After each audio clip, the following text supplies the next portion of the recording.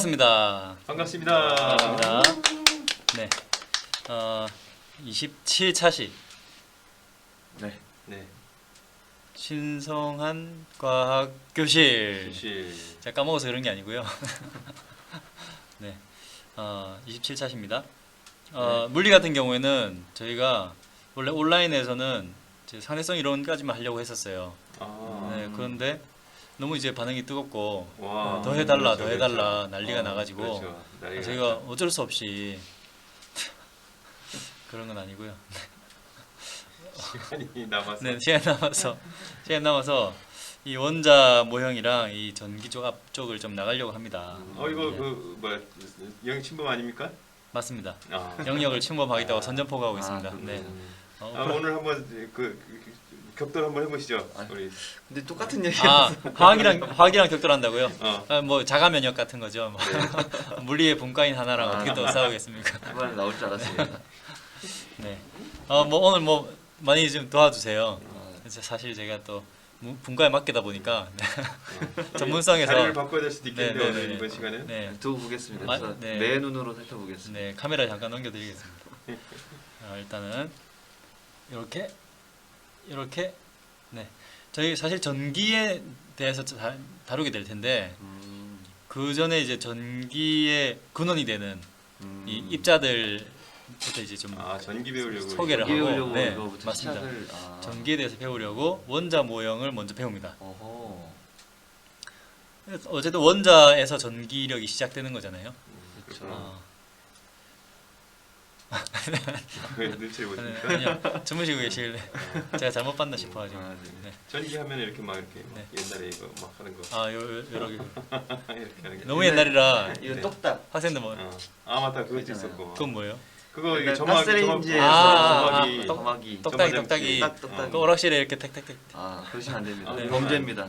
저는 안 했습니다. 네. 아시는 것 같은데. 친구들은 아마 모르는 얘기니까 저희 나중에 따로 카페 가서 네, 네. 한잔합니다. 원자 모형의 발전부터 일단 하겠습니다. 원자 모형의 발전은 보통 이제 교과 과정에서 이쪽으로. 얘기를 할 때는 이 돌턴 원자 모형부터 보통은 이제 얘기를 시작합니다. 음. 뭐 그전에도 원자 모형 있었죠. 뭐 네. 그 철학자들이 얘기를 하던 그렇죠. 원자에 대해서 얘기하던 시절이 또 있었고, 네. 근데 그거에 대해서는 얘기를 하지 않는 게 너무 철학적이라서.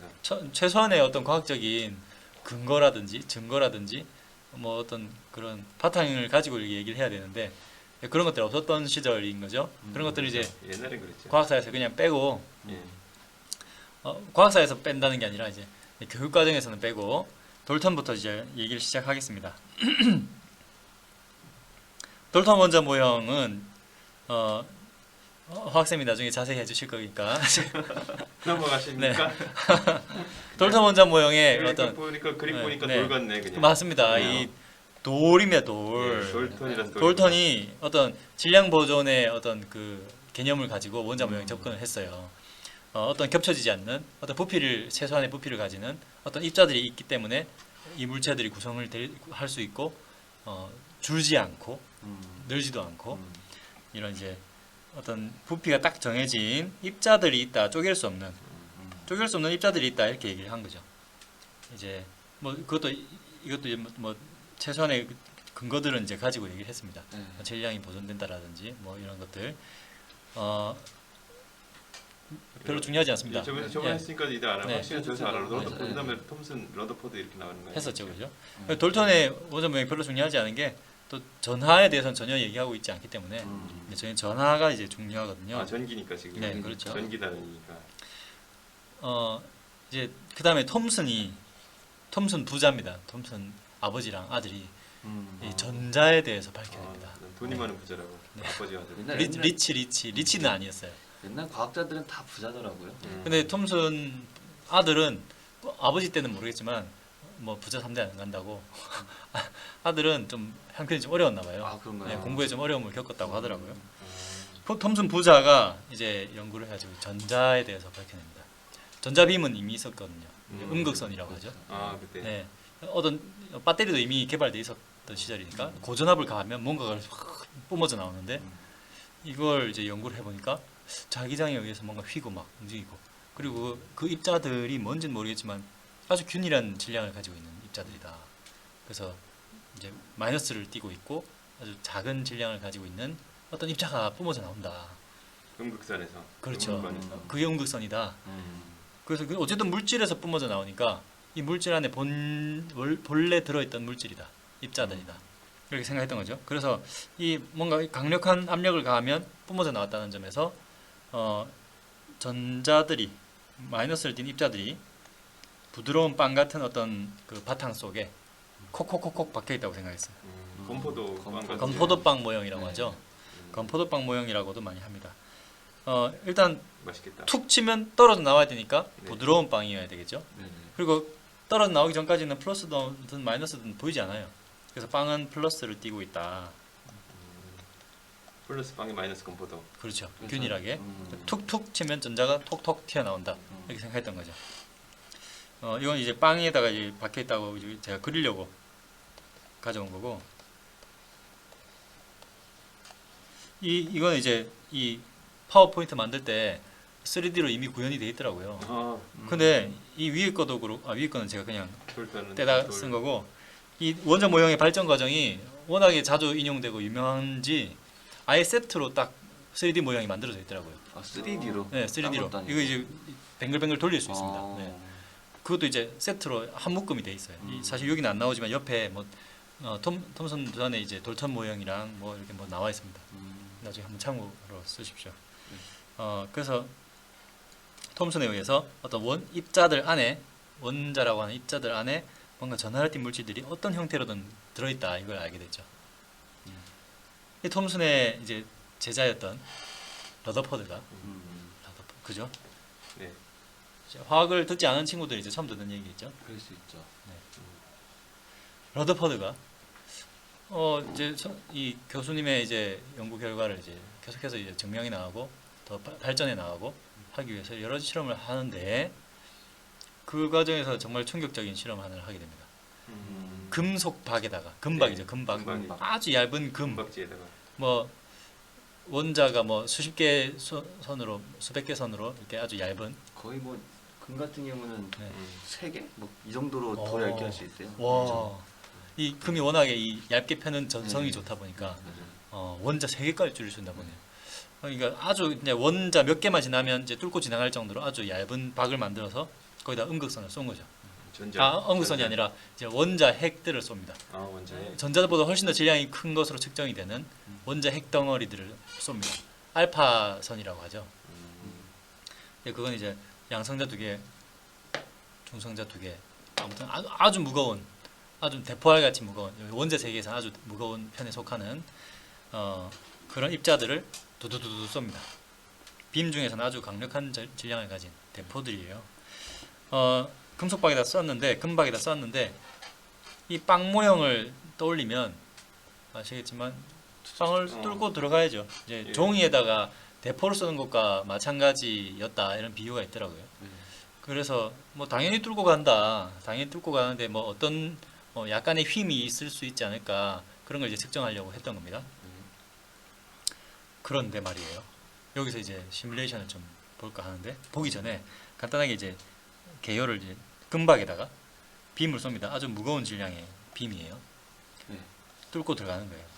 그래서 이렇게 이제 감광할 수 있는 이제 입자가 부딪히면 빛이 나는 그런 이제 뭐 센서라고 볼 수도 있죠. 센서 이제 스크린을 딱 두고 여기 부딪혔네, 여기 부딪혔네 이렇게 막 측정을 하는 거죠. 그래서 약간의 힘이 발견된다. 그 말은 이 플러스 마이너스를 띤 이 빵에 부딪히면서 약간의 경로 힘이 생기는 거죠. 그런 걸 보면서 이제 이 내부에 대해서 연구를 하려고 했던 거예요. 그래서 막 이렇게 입자들이 막 부딪히는 거죠. 와, 실험 잘 된다.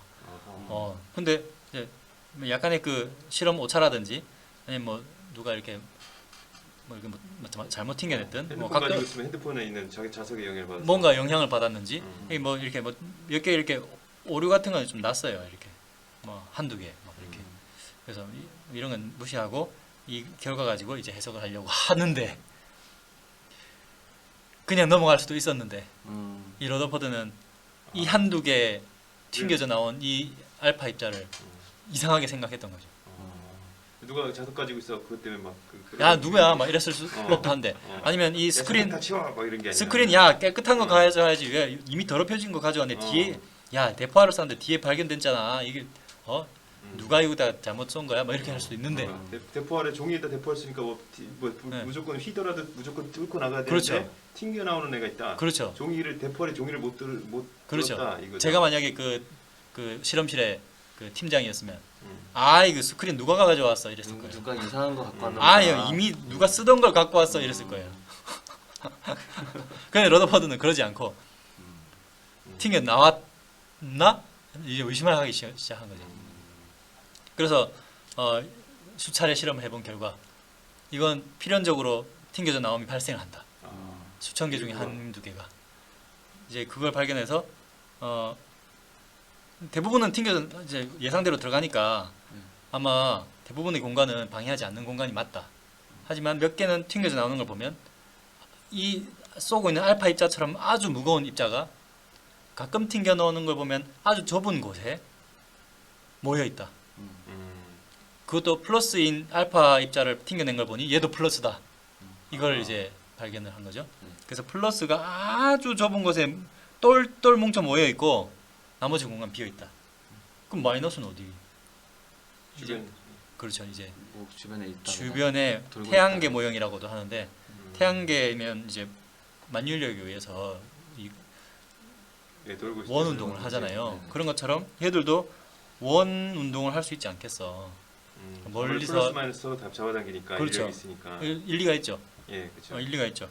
당시로는 일리가 있다고 생각되어졌습니다. 그렇죠. 나중에 아니지만 일단은 나름대로 일리가 있어서 그 당시 아주 충격적인 이제 모형으로 받아들여졌죠. 이런 모형 많이 쓰잖아요. 무슨 뭐 네. 원자력 뭐 IAEA 그런 것도 네. 이런 원자 국제- 모형 많이 국제 쓰잖아요. 원자력 국제 원자력 네. 그리고 그게 사실 러더퍼드 원자 모형이거든요. 네. 사실 이렇게 돌지 않잖아요. 하지만 그렇죠. 네. 이렇게 도는 모형으로 많이들 이제 설명도 하고 묘사도 합니다. 왜냐하면 탁 와닿고 쉬우니까. 이렇게 돈다. 도니까 뭐 플러스 마이너스 당기니까 돌지. 뭐 되게 받아들이기 쉬워요. 시간 가는 줄 몰랐네. 네. 그렇지. 네, 시간이. 재밌습니다. 네. 재밌습니다. 네네. 그래서 뭐 이렇게들 많이 쓰지만 이제 좀 나중에 다음 단원에서 이걸 또 반박하게 될 겁니다. 네. 뒤집어 엎어질 거예요. 하지만 여전히 지금까지도 이 러더퍼드 모형은 아주 간편하고 쉽고 네. 재밌기도 한 그런 모형으로 계속 인용이 됩니다. 네. 그러니까 먼저 하면 딱 저 모양 떠올라요, 네. 진짜. 맞아요. 틀렸지만 폐기될 모형은 아닌 거죠. 음. 최소한의 뭐 교육적인 가치 정도는 있어서 지금도 우리가 배우고 있는. 필쌤한테 뭐 모양 배워도 저기 떠올려. 러더포드 모양이 떠올라요. 그죠? 그래서 이걸 이제 제가 미리 설명한 이유는 시뮬레이션을 하나 보여드리려고 이 러더퍼드 실험을 금박 실험을 실제로 시뮬레이션으로 실제로? 보여드리려고, 네, 가짜로 보여드리려고. 보 원자 모형은 다음 단원에서 다룰 거예요. 이제 다음 모형이 있다는 걸 이제 말씀드리려고 한 겁니다. 네. 실험을 가져와 보겠습니다. 첫 번째 실험이에요. 여기 이제 알파 입자를 쏘는 빔을 쏠 거예요. 어, 이제 그런 금박에 원자 두 원자가 겹이네요. 원자 두 겹. 아주 저쪽에 작은 이제 원자 핵이 보이죠? 네. 저기 부딪히게 되면 어떻게 될까? 부딪힐 수가 없어요. 너무 작기 때문에 부딪힐 수가 없어. 확률이 되게 네, 거의 확률이 없어요. 수천 개를 쏟아보면 한두 개가 튕겨져 나갈까 말까? 좀 큰 각도로 꺾이는 것들은 좀 보이죠. 네, 네. 하지만 대부분은 거의 직진에 가까운 운동을 해요. 거의 정면 충돌해야지 뭐 그렇죠. 튕긴 네. 뒤로 튕길 저희가 거니까. 한 20초만 보겠습니다. 뭐 튕겨져 뒤로 나가는 게 있을까요? 확률이 꺾이는 것 많이 보이죠. 네. 네. 그래서 저것만 보면 이제 러더퍼드 저기 모형 좀 많이 꺾였다. 네. 많이 바뀌었다. 저기 제 이제 최소한 네. 180도 이상, 90도 이상. 쟤도. 네, 네. 저 뒤로 간다. 네, 저런 애들 네. 가끔 발견되는 거예요. 저걸 만약에 이제 무시를 해버리면 톰슨의 원자 모형이 대강 맞는 것 같아라고 할 법도 한데 저걸 이제 무시하지 않았던 거죠. 새로운 발견했군요. 그렇죠. 그 한두 개를 무시하지 않았기 때문에. 실험은 엄청 인내심 있게 계속 여러 번 해야 되겠네요. 그렇죠. 엄청나게 많이 쏴야 됩니다. 그리고 또 하나의 실험이 같은 실험인데 다른 시뮬레이션이에요. 이렇게 금원자 크기를 이제 요 정도라고 본다면 알파 입자를 이렇게 빗살 무늬로 짜자자 쏘는 거예요.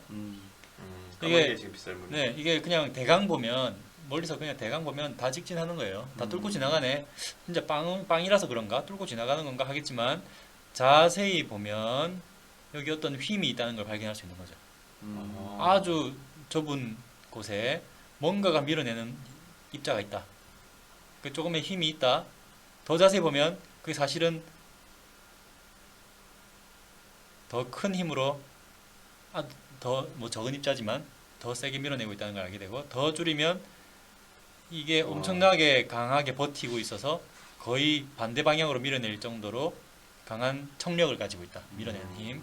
그게 아주 좁은 곳이라서 우리 몇 개 못 발견한다. 이걸 이제 알 수 있는 거죠. 워낙 조만하니까. 그렇죠. 대부분의 공간은 비어 있어요. 우리 몸, 뭐 물질들 대부분의 어떤 그 구성하는 이제 성분들은 다 사실은 공간입니다. 텅텅 비어 있죠.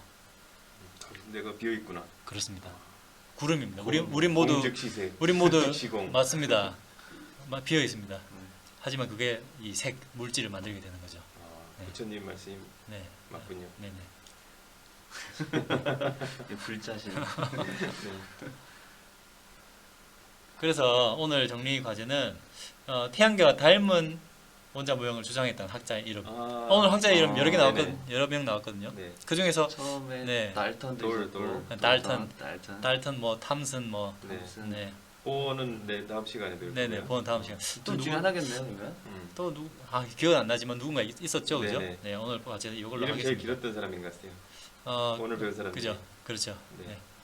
포도 아닙니다. 음. 네. 오늘 수업 여기까지 하겠습니다. 맞습니다. 감사합니다.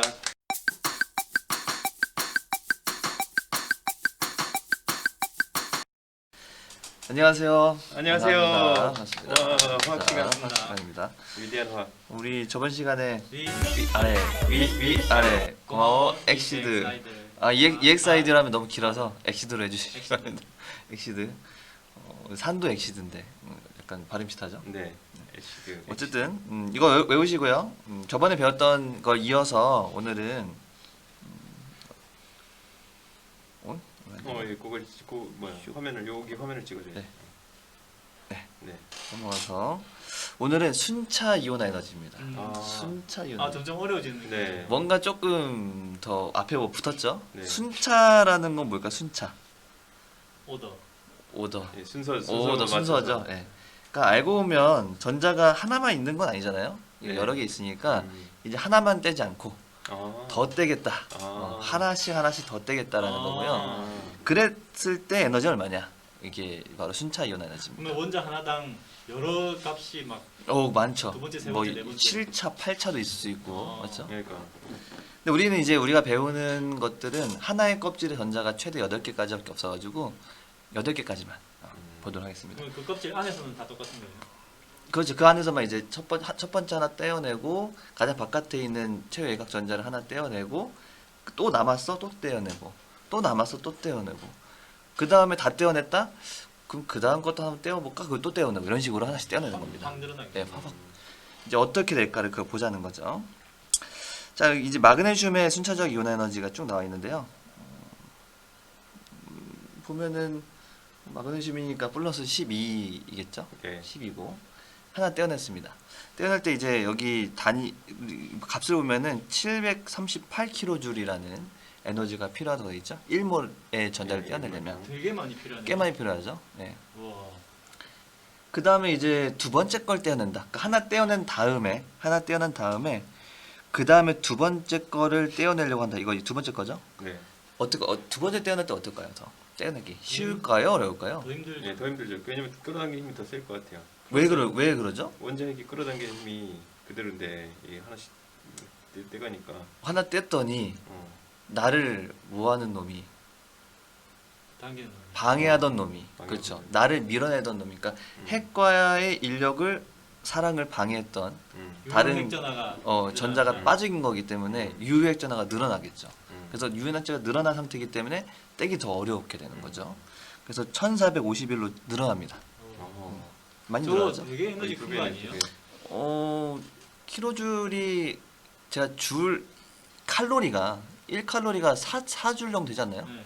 그러니까 이제 우리가 밥 먹는 게 1000칼로리라고 한다면 아. 4kcal 우리가 4kg 줄이겠죠. 거의. 그러니까 우리가 밥 먹는 거랑 비슷하네요. 약간 거의. 우리가 800kcal 먹지 않나요, 거의? 한 끼에 들어 있는 우리가 사용하는 에너지 정도? 1몰밖에 안 되는데. 그렇죠. 예. 네. 1몰이면 수치가 얼마 안 되거든요. 12g. 12g. 어쨌든 뭐 그렇고요. 그다음에 이제 두 번째 떼어내는 게 힘들다는 거 알았어요. 자, 근데 문제는 여기 이제 이 다음입니다. 이제 마그네슘 같은 경우는 2족이에요. 그럼 최외각 전자가 2개죠. 그럼 2개를 다 떼어냈어. 그럼 이제 그 다음 떼어내려고 갔더니 너무 힘들 것 껍질이 하나 없어진 그 네. 안쪽에 있던 전자를 떼어내야 됩니다. 네. 쉬울까요, 어려울까요? 엄청 그럼 예, 어, 예, 좀 핵이랑 많이 가까우니까. 그렇죠. 많이 어려워지는 거죠. 핵이랑 가까우니까 더 세게 끌어당기고 있으니까. 그렇죠. 껍질 하나가 사라졌으니까 여기 있던 놈이랑 여기 있던 놈 비교할 수 없이 많이 힘듭니다. 더구나 얘는 이미 전자가 다 차 있는 상태라서 꽤 안정해요.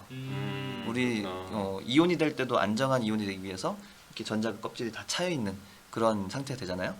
그래서 되게 어렵습니다. 그러니까 여기 사이에서 무지막지하게 뛰는 거죠. 에너지가 거의 몇 배죠? 한 4배? 6배? 4배, 5배? 5배 정도? 거의 5배, 6배 정도. 전에 비해서 뭐 3배에서 4배 정도에서 6배 정도. 이 정도만큼 커지면 뭔가 이상이 일어났다. 그게 바로 전자 껍질이 바뀌었다라고 볼 수 있는 거죠. 아하. 그럼 여기서 우리가 알 수 있는 거 뭐냐면 굳이 얘 뭔지 몰라도 다음 껍질. 순차적 이온 에너지를 봤을 때 첫 번째 떼어낼 때랑 두 번째 떼어낼 때랑 세 번째 떼어낼 때 갑자기 무지막지 어렵다. 그 말은 애초에 가장 바깥에 있는 껍질에 전자가 몇 개 있었다. 2개 있었다. 2개 있었다. 그렇습니다. 그걸 바로 알겠구나. 원자과 전자를 알 수 있는 그런 정보가 된다라는 거죠. 네, 그렇습니다. 누군지를 알 수 있겠네요. 그렇습니다. 대강. 네, 원자가 대강 알 수 있는 진짜 거죠. 몇 개인지 알면은 진짜. 몇 쪽인지 알 수 있는 거죠. 몇 쪽. 그래서 요놈을 이용해서 이 표거든요. 하나의 표인데 나트륨하고 마그네슘과 알루미늄이 이제 얘 1족이고 2족이고 13족이거든요. 그 원자과 전자도 하나, 두 개, 세 개잖아요. 네. 그럴 때 순차적 이온에너지 한번 비교해 보세요. 쭉 보면은 요놈에서 갑자기 커져 버리죠. 네. 거의 몇 배입니까? 그 10배, 9배? 예, 거의 9배. 무지막지하게 차이 나죠, 얘 같은 경우는. 그래서 이건 상당히 뭔 일이 일어났다. 가장 바깥에 있는 전자가 하나였고 두 번째 떼어내려고 했더니 이렇게 힘든 거 뭔가 전자 껍질이 바뀌었지 않았느냐라고 유추할 수 있겠죠. 그래서 얘는 1족입니다. 라고 얘기할 수 있는 겁니다. 마그네슘 반크 같고요. 그래서 이 두 번째 이렇게 차이가 크죠. 네. 그 다음은 알루미늄은 아, 보니까 진짜 여기도 차이가 많이 나죠. 네. 세 번째, 네 번째. 얘는 13족이구나 라는 근데 걸 알 수 얘는 있다는 거죠. 첫 번째에서 두 번째로 갈 때 네, 3배 정도 늘었어요. 그렇죠. 이거 좀 헷갈릴 수도 있겠네요. 헷갈릴 수 있는데 이렇게 확연히 커지는 게 보이는 걸 찾아야 되는 거죠. 4배 이상. 4배 거의 뭐 그러니까 이게 약간 원자마다 조금씩 달라가지고 정확히 몇 배라고 말할 수는 없고요. 한 4배 이상? 한 4배 정도 이상? 그 정도로 보면 될 것 같습니다. 그래서 이렇게 우리가 원자과 전자수를 알 수 있는 거다라고 알게 되는 거죠. 그래서 이제 뭐 지금 정리하자면 거의 다 오늘 거의 다 했는데 전자를 하나씩 떼어냈을 때 이온 에너지에 영향 주는 요인이 어떻게 바뀔까? 아까 얘기했었죠. 네, 전자 하나 전자, 떼어내면 네. 같은 껍질일 경우에는 나를 방해하던 놈이 빠졌다. 그렇죠. 그러면은 그만큼 나는 핵을 더 잘 느낄 거다. 그러니까 떼어내기 더 어려울 거다라고 보시는 거죠. 한마디로 무슨 핵전화? 유효핵전화가 증가하니까 네. 이온화 에너지도 증가할 거다라고 얘기할 수 있게 되라는 거죠. 네. 그다음에 이제 두 번째로는 전자를 계속 떼어낼 때 아까 봤지만 전자 껍질이 바뀌어 버리면 그만큼 이온 에너지가 갑자기 급격하게 커진다는 거죠. 네. 이거 두 가지만 알아두시면 순차적 이온 에너지 거의 끝납니다. 자, 근데 여기서 그냥 끝나는 게 아니라 위 아래도 나오는데 이제 2차, 그러니까 1차는 우리가 저번에 배웠던 거, 제일 처음에 위 아래로 배웠던 거는 알고 보니까 1차 이온 에너지였던 거예요. 전자 그렇죠. 하나 떼어낼 때만. 네. 근데 이제는 전자 하나 이미 떼어낸 상태에서 두 번째 전자를 떼어낼 때의 값들을 다 비교해 보겠다라는 얘기입니다. 2차끼리만. 2차끼리만 한번. 그랬을 때 어떻게 되느냐라는 건데요. 비슷하지 않을까요? 일단은 우리가 처음에 여기 수소, 헬륨, 리튬, 나트륨, 왜 나트륨이 나오냐? 미안합니다. 갑자기 같은 족이 나왔네. 리튬, 베릴륨, 붕소, 탄소, 질소, 산소 쭉 나가잖아요. 네. 자, 여기 이게 1차 이온 에너지였어요. 자, 2차로 갑니다. 어떻게 하면 될까요? 뭐 더 높아지겠죠. 평행 이동 아닐까요? 오. 평행 이동. 대단하십니다. 어. 왜 그럴까요? 왜? 전자를 하나 떼어냈잖아요. 아까도 보니까 아 그러네. 약간 한 칸씩 이렇게 이동한 것처럼. 그렇습니다. 전자 하나 떼어냈으니까 원래 우리가 처음에 1차에서는 붕소의 전자 배치였지만 붕소의 전자 하나 떼어내면 베릴륨의 전자 배치가 돼버리는 거예요. 어. 그러니까 2차에서는 마치 전에 있던 베릴륨처럼 행동한다는 거죠. 그래서 얘네들을 하나씩 왼쪽으로 당겨주면 됩니다. 당겨 해서 당겨줍니다. 이렇게. 수소는 단겨가 표준 아니까. 당겨 사투리로 봐주세요. 네. 수소는 이미 전자기 없어요. 네, 그러니까 전자가 2차 없어요. 이온 에너지가 네. 애초에 없고요. 아, 요 놈이 이제 헬륨이 요 놈이 이제 쭉쭉 당겨가지고 요 놈이 이제 헬륨이 되는 것이고 네. 요 놈이 리튬의 측이 되는 것이고 어허. 그 다음에 베릴륨, 붕소 이런 식으로 하나씩 당겨주면 2차 이온화 에너지를 비교할 수 있게 되는 겁니다. 이거 하시려고 일부러 가로축에 안 적으셨군요. 네, 그렇습니다. 네. 근데 이게 네. 핵전화는 크잖아요. 그렇습니다. 그렇죠. 그래서 1차 이온화 에너지는 아래 있을 거예요. 이 그래프의 아래 있을 겁니다. 아하. 많이 아래 있고 더 높은 곳에 살짝 하나씩 왼쪽으로 평이 이동한 식으로 있다라는 거죠. 그러니까 더 많은 에너지가 필요한 거죠. 그렇죠. 더 많은 에너지가 필요합니다. 그렇지만 우리가 지금 상대적으로 비교하는 상대적으로 거니까. 같은 애들끼리 같은 이미 하나씩 떼어낸 후 2차 이온화 에너지끼리 비교하기 때문에 이제 이렇게만 비교해도 뭐 상관없는 거죠. 뭐 이게 답니다. 이게 대신에 이거 가지고 한번 생각해 보세요. 이제 문제 낸다 생각해 보면 얼마든지 무궁무진하게 다양하게 낼 수 있게 되겠죠. 1차 이온화 에너지 문제를 똑같이 2차로 만들 수 있게. 그렇죠. 근데 1차와 2차 섞어 가지고 뭔가 낸다고 한다면 상당히 헷갈리겠죠. 저는 이제 저항에 휩싸이게. 그렇죠. 뭐 오락가락 할 겁니다. 머릿속에서. 그런 방법이 없을 때 그런 네. 방법을 그런 문제가 나올 수도 있겠네요. 그렇죠. 그래서 이거는 이제 여러분들이 연습하면 돼요. 결국 똑같죠. 위, 아래, 고마워, 엑시드 한 다음에 거기 적는 애들만 1차일 경우에 원래대로 적고 2차일 경우에는 하나씩 왼쪽으로 당겨서 적고 하다 보면은 충분히 여러분도 할 수가 있습니다. 네. 할 수 있을 것 같아요. 네, 충분히 할 수 있습니다. 저 벌써 다 했네. 할 거 웬만한 거. 그럼 빨리 맞춰주세요. 그럴까요? 더 하고 싶은데 잠깐만요. 10분밖에 안 지났어요. 요즘에 너무 일찍 끝내는 것 같아. 이게 네. 원래는 좀 원래 길게 할 건데 좀 많이 쪼갠 거거든 제가 네. 일부러. 여기서 갑시다. 고맙습니다. 여기서. 그럴까요? 수고하셨습니다. 네. 왜 이렇게 만 티타임 끝내시려고 가셔야지, 잠깐만 티타임. 잠시만요. 알겠습니다.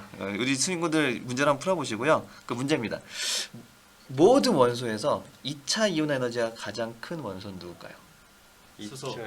4교시 수업이 수소는 2차가 없잖아. 종류하라네. 그렇기 때문에 무한대가. 이건 빵입니다. 네. 노래방과 같이 헬륨이- 밀폐된 곳에 헬륨. 방문을 자제해 아 근데 이게 주세요. 이거 아닌가? 자, 2차 이온 에너지가 제일 큰 건 누굴까? 우리가 위, 아래, 올라갔다가 떨어졌다가. 리튬입니다. 리튬. 그렇죠. 리튬입니다. 원래는 지금 방금 전에 보고 우리가 늦은 1차가 장면이야, 제일 우리가. 큰 애가 헬륨이고 음. 2차가 제일 큰 애는 하나씩 왼쪽으로 밀리니까 아, 리튬이 리튬. 그 자리를 왕자리를 차지하고 있는 네. 거죠. 이거 과제라서 말하면 안 되는 거 아니었어요?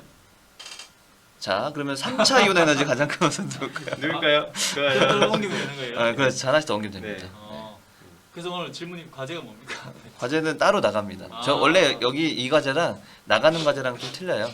실제로 나가는 과제는 많이 어렵습니다. 친구들이 좀 연습해야 되기 때문에 자, 여기까지 하겠습니다. 네. 네, 맞습니다. 이거 제대로 재밌는 얘기도 못했는데 안타깝네. 하세요.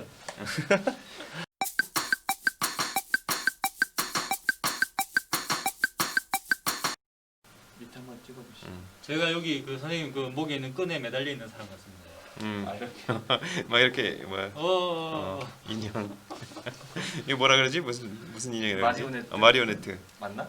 맞아요. 마리오네트 맞아. 자, 오늘 생명과학 시간에는 요거 아주 흥미로운 주제입니다. 백신의 작용 원리에 대해서 배우도록 하겠습니다. 지금 상당히 그렇죠. 원하고 있는. 그렇죠. 지금 21개 백신 회사가 뛰어들었다죠. 네, 그렇습니다. 방금 전에 제가 말씀드려서 어쨌든 21개 지금 세계 연구소와 회사들이 지금 코로나19 백신을 개발하기 위해서 열심히 노력하고 생각보다 있습니다. 이게 적은 걸 보면 네. 이게 진입장벽이 높은 분야인가 봐요. 네. 그렇죠. 이 생명공학이 아직 그런가 봐요. 생각보다 적은가요? 적었다고 하면 적으면 적다고 할 수 있고 많다면 저는 많다고 한 할 수 있겠죠. 1000개 되는 줄 알았어요. 예. 아, 너도 나도 뛰어든 줄 알았어요. 예, 아마 인력은 뭐 그 정도 되겠죠. 근데 이게 아무래도 대자본이 필요하고 특히 이게 임상 시험이라는 게 몇만 명을 대상으로 해야 되거든요. 아, 진짜 칼. 그러다 보니까 이게 그 돈이 좀 꽤 있어야 자본이 꽤 들어가야 돼요. 그러네. 그러니까 뭐 개인이나 작은 회사들 규모에서는 할 수 있는 게 아닌 것 같아요. 임상 시험이라는 게 또 사람 많이 필요하니까. 네. 어쨌든 뒤에 제가 많이들 궁금해하실 줄 알고 뒤에 코로나19에 대해서도 백신에 대해서 해놨습니다. 그때 얘기를 하시고 아 기대돼. 일단 작용 원리에 대해서 한번 보도록 하시죠. 네. 네. 자, 일단 백신을 얘기할 땐 이 사람을 빼놓을 수가 없어요. 예, 에드워드 제너라는 제너. 예, 분입니다. 영국의 의사였고요. 굉장히 옛날이죠. 1749년에 태어났고 이제 1823년에 세상을 떠나셨는데요. 자, 이분이 소의 천연두를 이용해서 그래서 소의 천연두를 그 전부터 이 소젓 짜는 사람들은 천연두에 안 걸린다 이런 말이 있었어요. 그걸 알고 있었어요, 사람들이. 그 천연두가 굉장히 그 옛날에 사망률도 높고 그렇죠. 굉장히 이제 심한 병이었잖아요. 네. 그래서 근데 소젓 짜는 사람들은 천연두 안 걸린다 이런 말을 듣고 이제 그게 그 소의 천연두 우두라고 하는 소의 천연두에 이제 걸리면은 굉장히 별로 앓지 않고 쉽게 낫는 거예요. 아 원래는 소에 걸리는 거니까. 예, 소에 걸리는 건데 그래서 사람한테는 잘 걸리지 않는 거지. 증상이 나타나는데 매우 약하게 나타나고 금방 낫는 거예요. 그래서 소의 천연두를 일부러 걸리면은 병에 안 걸리지 않을까 이런 생각을 한 거죠. 그래서 소의 고름을 갖다가 사람한테 접종을 해본 거죠 실제로.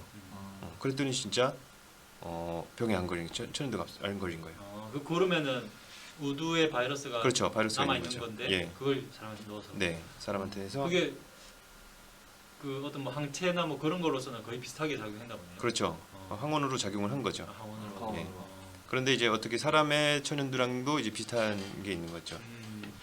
그래갖고 이제 우리가 백신이란 말이 암소라는 뜻이래요. 라틴어인데 암소라는 뜻이요. 거기에서 이제 그런 바카라는 말에서 이제 백신이라는 요새 용어가 나왔다고 합니다. 박스인. 예. 왜냐면 그 암소의 그 고름을 사람한테 주사해서 시작을 했으니까. 그리고 제너가 1798년에 요 천연두 백신을 이제 개발했고 그 뒤로 약 200년 정도 지나서 한 20세기 이제 초엽에 천연두가 이제 전 세계에서 다 사라지게 됩니다. 예, 이게 근데 사실은 전염병과의 전쟁에서 시작되었습니다. 전염병과의 전쟁에서 승리한 유일한 예입니다.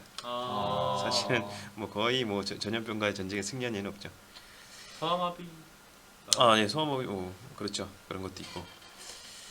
자, 그러면 이 왜 백신이 효과가 있느냐? 요거 알면 이제 원래는 이 학생들은 따로 수업을 했는데 우리 또 선생님들은 아직 잘 모르시니까 너무 무시하나요? 요 특이적 면역에 대해서 좀 잠깐 알아보도록 하죠. 자, 특이적 면역은 요 보조트림프가 굉장히 중요한 역할을 해요. 이 보조트림프가 외부에서 들어온 병원체를 항원으로 인식하고 요 보조트림프가 B림프구라고 하는 요 T림프구, B림프구 이게 다 백혈구의 일종이거든요. 백혈구 일종이 면역세포예요. 자, 요 보조트림프가 B림프구를 활성화시키면은 얘가 이제 형질세포와 기억세포가 되고 이 형질세포에서 항체가 만들어지는데 이 충분한 양의 항체가 만들어지면 우리가 병에서 낫게 돼요. 항체가 이 항원을 제거해버리기 때문에 제거하는 도움을 주기 때문에. 자, 근데 여기서 중요한 게 별일은 안 하는데 이제 기억세포가 생긴다는 겁니다. 기억세포.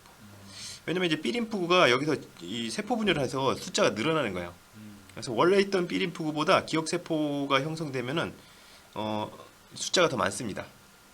그래서 다음번에 똑같은 놈이 다음번에 또 들어온다. 그러면 이제 보조 T림프구가 또 이제 B림프구를 이제 즉 기억세포를 너 빨리 항체 만들어라 이렇게 시키게 되는데 얘가 형질세포랑 또 기억세포로 분할을 해요. 근데 이때 얘 숫자가 원래 있던 B림프구 숫자보다 훨씬 많기 때문에 이 형질세포가 숫자가 많게 되고 따라서 만들어지는 항체 양도 훨씬 많게 돼요. 그래서 그런 걸 2차 면역 반응이라고 그래요. 그래서 그 병원체가 처음 들어왔을 때 우리 몸에서 항체가 만들어지는 반응을 1차 면역 반응, 두 번째 들어왔을 때 만들어지는 반응을 2차 면역 반응이라고 합니다. 그래서 여기 어떤 사람한테 항원 A를 가진 병원체가 처음 들어왔단 말이야. 요 영주에 처음 들었단 말이에요. 그러면 이제 항체가 만들어지는데 시간이 좀 걸려요. 왜냐면 맞는 B림프구 찾고 그 B림프구가 또 세포 분열해서 형질세포로 분화하고 이 형질세포에서 항체를 만들고 하는데 시간이 걸려요. 감기도 2주가 하잖아요. 그렇죠. 그러니까 감기나 뭐 어떤 병에 걸리면 1주나 2주 정도 가는 게 병원체가 침입해서 잠복기가 좀 있죠. 병원체도 왜냐면 증식을 해야 돼. 병원체 숫자가 적으니까. 잠복기가 지나갔고 이제 발병을 하게 되면 1주일 정도 병을 앓게 됩니다. 그러다가 충분한 양의 항체가 만들어지면 병이 낫게 되는 거죠. 그래서 2주 정도 후에 감염된 지 2주 정도 후에 병이 낫게 되면 근데 병이 나았는데도 항체를 계속 만들면 이거 단백질 낭비예요. 그래갖고 이게 다시 줄어들게 됩니다. 이런 식으로 다시 줄어들게 되는 거죠. 줄어드는 이유가 단백질 낭비니까 그래서 형질세포의 수명을 짧게 맞춰놔요. 형질세포가 수명이 다 돼서 소멸하게 됩니다. 그래서 형질세포가 줄어드니까 만드는 이제 항체량도 이렇게 점점 이렇게 줄어들게 되는 거죠. 자, 그러다 똑같은 항원 A를 가진 병원체가 똑같은 놈이 또 나중에 두 번째로 들어왔다. 2차 침입했다. 그럼 이때는 기억세포가 있어요. 이 기억세포가 형질세포로 분화된 데서 굉장히 속도가 빠르고 숫자가 많기 때문에 그때 이제 폭발적으로 확 만드는 겁니다. 이렇게 확. 그러니까 이렇게 금방 들어오자마자 항체를 확 만드니까 병에 걸릴 새가 없는 거죠. 병에 안 걸리는 거죠. 자, 여기 2차 면역 반응인데요. 만약에 항원이 들어왔는데 이때 병에 안 걸린다면, 병에 안 걸리고 기억세포만 만들어져 있다면, 그렇죠. 그러니까 1차 면역 반응하고 2차 면역 반응하고 차이점이 요 시점에는 기억세포가 없고 기억세포가 형성이 되지 않아서 없고 이 시점에는 이제 기억세포가 있다는 얘기인데 기억세포를 병에 걸리지 않고 기억세포를 만들 수 있다면 병에 계속 안 걸릴 수가 있겠죠. 네. 예, 그게 바로 면역 예방 접종 백신의 원리죠. 원리다. 그래서 이 항원을 하는데 병에 걸리면 안 되니까 병에 걸리면 이제 몸에 안 좋으니까 그렇죠. 네. 이 항원을 독성을 약화시키거나 아니면 독성을 무력화시킨 비활성화시킨 그런 항원을 이제 주사하는 거예요. 그럼 우두를 접종하는 건 정말 좋은 선택이죠. 그렇죠. 그 천연두에는 우두라는 아주 좋은 대안이 있었던 거죠. 자연적으로 형성된 항원인 거죠. 그럼 적당량을 잘 넣어야지. 그렇죠. 너무 많이 넣으면 이제 그 백신 때문에 병에 걸릴 수도 있겠죠. 네. 뭐 생백신, 사백신 이렇게 있거든요. 생백신은 이제 약화시킨 거고 사백신은 아예 죽인 거고 이런 건데 그래서 생백신 같은 경우는 이제 양을 잘 조절하지 않으면 또 문제가 생길 수도 있고. 아예 그냥 창궐할 수도 있는 거예요. 네, 근데 이 3상 시험까지 거치면은 그 양을 이제 알기 때문에 그렇게 우려를 할 필요는 없습니다. 임상하는 사람들이 네. 감당을 해야 되는 거네요. 그거를. 네, 그렇죠. 부작용 같은 게 그래서 발견될 수 있는 거죠 임상 시험 임상 과정에서. 되게 중요하구나. 네. 그래서 그 왜 예방 접종 받고 나면 하루 이틀 약간 뭐 열이나 몸이 안 네. 좋을 수도 있다고 하더라고요. 네, 그런 것들 주의해야 되고 또 이제 보통 세균에 대한 백신 같은 경우는 계란을 요 배양하는 데 이용하거든요. 그래서 이제 그 달걀 알레르기가 있는 사람은 또 주의해야 되고 그렇다고 그러더라고요. 좀 몸이 안 좋고 좀 면역력이 떨어졌을 때는 예방 접종 받지 말라고. 네, 맞아요. 면역력이 활발할 때 그때 맞아야 되죠. 그래서 미리 한번 맞아놓고 그래서 기억세포가 생성돼 있으면 우리가 바로 2차 면역 반응이 일어나니까 기억세포를 생성하기 위해서 이 항원만 어떻게 맞는 그런 것이 바로 예방접종 백신이 되겠습니다. 그래서 어린아이를 또 우리 채쌤 같은 경우는 지금 어린아이 키우고 있으니까 예방접종을 자주 맞힐 거 아니에요. 맞으러 갈 거 아니에요. 그렇죠? 예방접종 그렇게 우리 맞을 수가 있습니다. 어떻게 보면 되게 이 인체 친화적인 방법이네요. 네, 그렇죠. 네, 몸의 원래 그 면역 기능을 이용한. 그렇죠. 그 일부 그 미국 같은 데서는 이 예방 접종에 대한 좀 불신이 좀 있어갖고 안 맞추고 막 그런 경우도 있다고 하는데 절대 그러면 안 됩니다. 예방 접종은 맞는 게 좋습니다. 맞아야 됩니다. 그리고 내가 맞아서 안 걸려야 돼. 그 병을 전염을 안 시킬 수가 있어요. 이 집단 면역이라고 그러거든요. 왜냐면 만약에 어떤 사정에 의해서 예방 접종 못 맞거나 이런 사람이 있어도 그 주변에 예방 접종 맞아서 면역이 있는 사람이 있으면 그 사람도 보호가 되는 거거든요. 어쨌든 타고 오는 거니까. 네. 그래서 예방접종은 꼭 맞아줘야 됩니다. 예방접종에 대한 이 불신 이런 것들은 잘못된 그 믿음에 기반한 것들이 많아요. 저는 진짜 백신 믿는 편이라서 네, 다 맞고 싶어요. 네.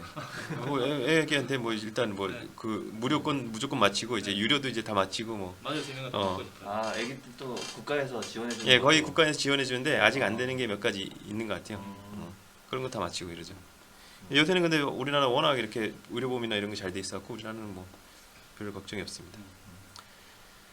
자, 그래서 대부분 많은 병들이 소아마비라든가 디프테리아라든가 이런 그 홍역이라든가 이런 백신들이 지금 많이 개발돼서 옛날에 아마 그 저희 어릴 때 맞던 것보다 지금 맞는 게 종류가 굉장히 많을 맞아요, 거예요. 맞아요. 그리고 저 같은 경우 수두 같은 경우 저 걸려서 이렇게 면역이 생겼거든요. 근데 저도요. 요새는 근데 수두 예방 접종을 맞더라고요. 맞아요. 맞아요. 그러더라고요. 저 흉터 막 있는데 그러니까. 어릴 때 고생하고 지금은 예방 접종으로 그냥 쫙.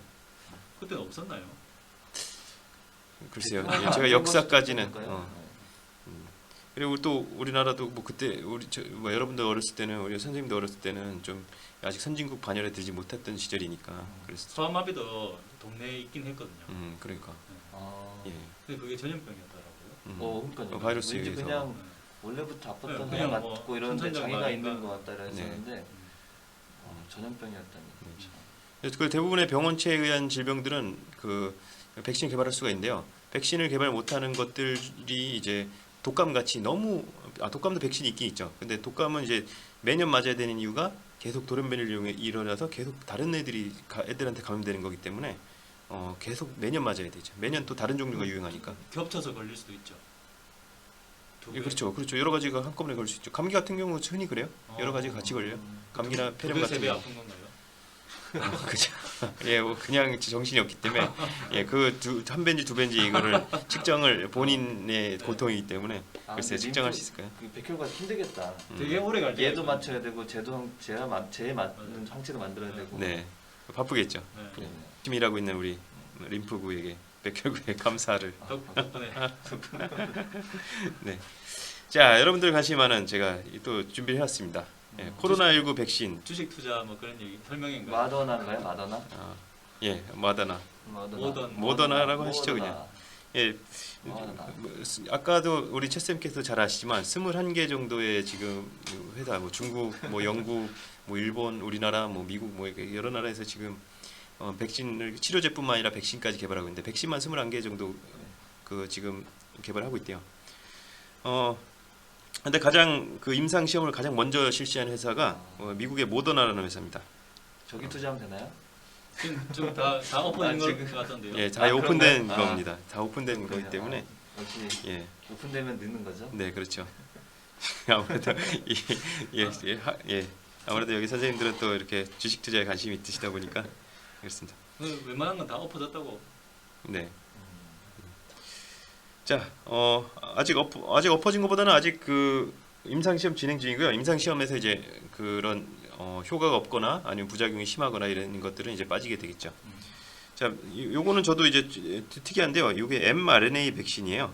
그래서 요거를 이 코로나 바이러스의 스파이크 단백질을 암호화하는 그 RNA를 드린 거예요. 그 바이러스에 그러니까 그 아까 백신 원리는 항원 그 자체를 넣는 걸 보통 말씀드렸는데 요새 나오는 게 DNA 백신이나 RNA 백신이라는 게 요새 새로 개발되고 있어요. 이런 것들은 DNA나 RNA는 그 단백질에 대한 정보를 가지고 있거든요. 그게 우리 몸의 세포 속에서 단백질로 변환하는 거예요. 그러니까 우리 몸의 세포 속에서 이 스파이크 단백질을 만들면은 코로나 바이러스 스파이크 단백질 만들면은 그거에 대해서 우리 몸에서 항체가 만들어지는 기억 세포가 만들어지는 그런 원리의 백신입니다.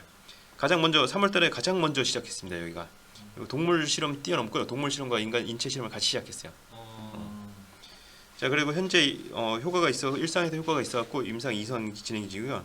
임상은 3상까지 진행하고 3상에서 정말 대규모로 합니다. 몇 명씩. 그래서 요때 돈이 굉장히 많이 들어가죠.